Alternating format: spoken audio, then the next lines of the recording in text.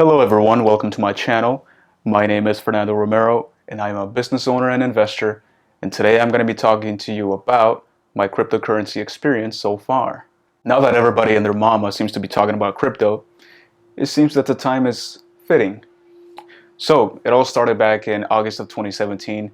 A friend of mine was talking to me about Bitcoin, and I remember kind of being hesitant, asking some questions. In the back of my mind, all I knew is that it was used as a payment method in the illegal drug website Silk Road. But he told me, well, he showed me the price and how much it had gone up in the past few years, and it was kind of impressive. So later on that day when I got home, I decided to Google Bitcoin and find out exactly what it was about. And during my research, I came across the fact that Bitcoin was a cryptocurrency and it wasn't the only one. So, being the genius that I am, I started looking up all the other cryptocurrencies and saw that they were a lot cheaper than Bitcoin. So all my attention came away from Bitcoin and I started researching all the alternative coins, as they call it. So the first coin that came to my attention was Litecoin. From what I remember reading, it was essentially a faster Bitcoin and cheaper as well. I remember at the time when I bought it, it was around $44, and literally less than 2 months later, it had doubled in price and I sold. And I remember thinking at the time, this is the easiest money I've ever made in my entire life. And from that point on, I was hooked.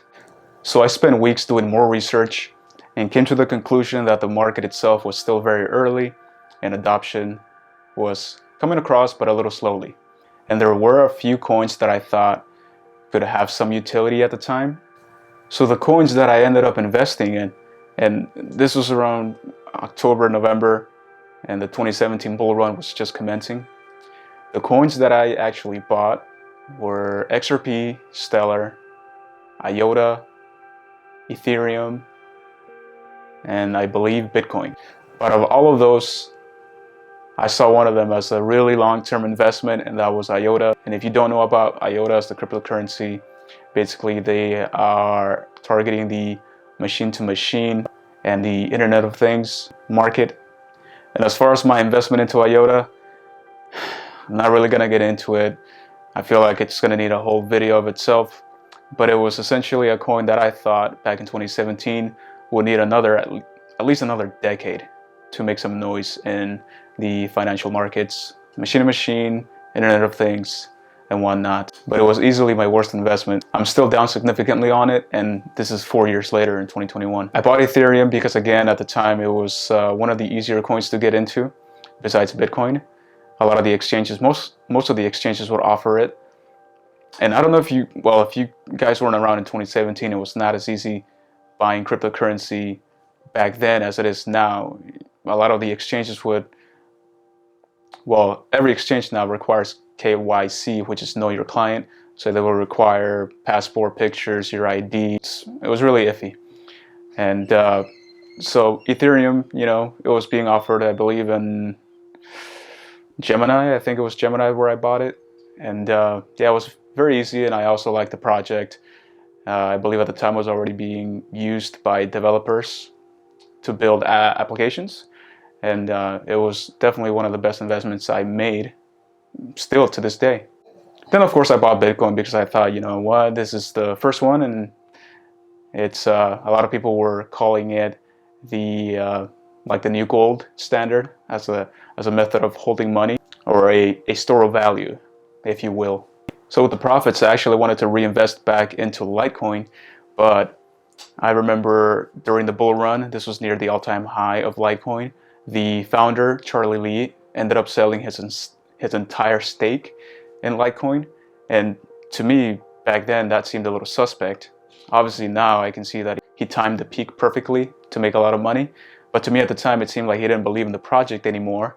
And I thought to myself, why should I? So I didn't invest anymore into Litecoin, and haven't since. Now, I do remember doing research on Cardano. Cardano piqued my interest back in 2017. I remember reading their white paper and what they wanted to do in the future with smart contracts. The team that Charles Hoskinson had built around him, a lot of scientists and legal scholars, it seemed very promising, but I didn't have any more money to invest into. So I told my friend about it.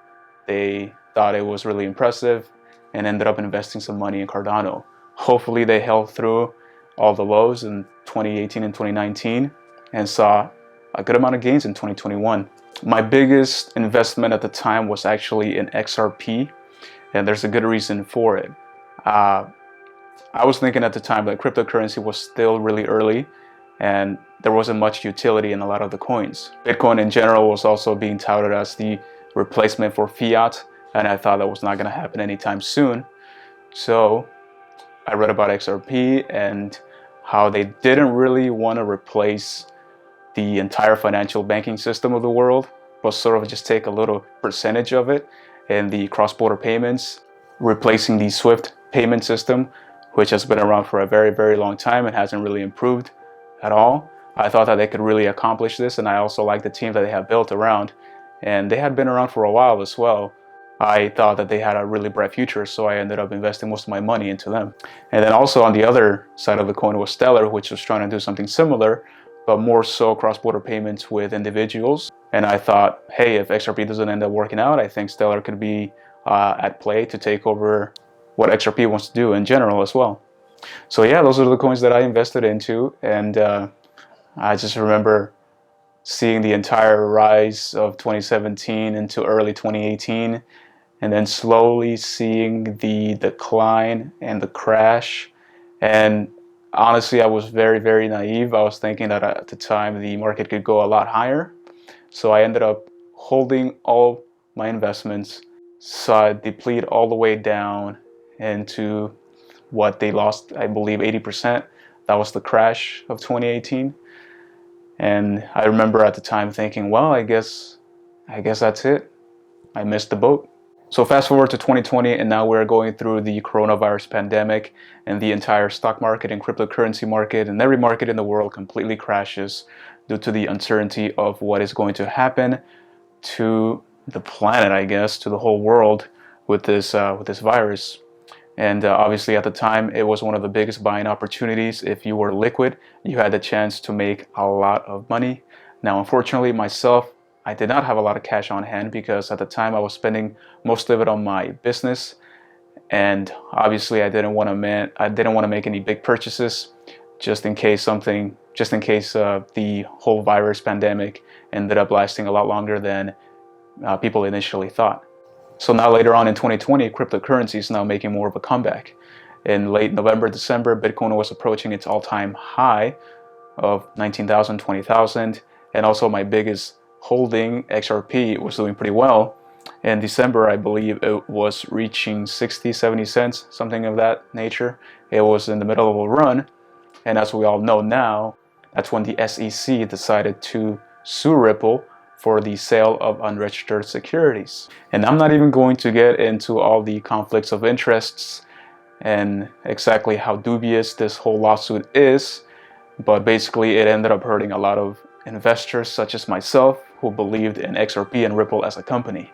I do believe that the SEC has a very weak case against Ripple, and also that if they do go to trial, that Ripple has a very good chance of winning, but I don't believe that's going to happen. I think that they're going to settle before the trial, as do the majority of cases involving the SEC.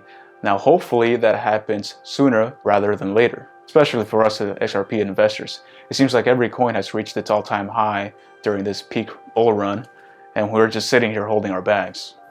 So that's my experience and where I stand with crypto. It has made me a good amount of money. I'm also very excited in what it's going to bring in terms of innovation in the future and how it's going to change how we live and interact in financial markets.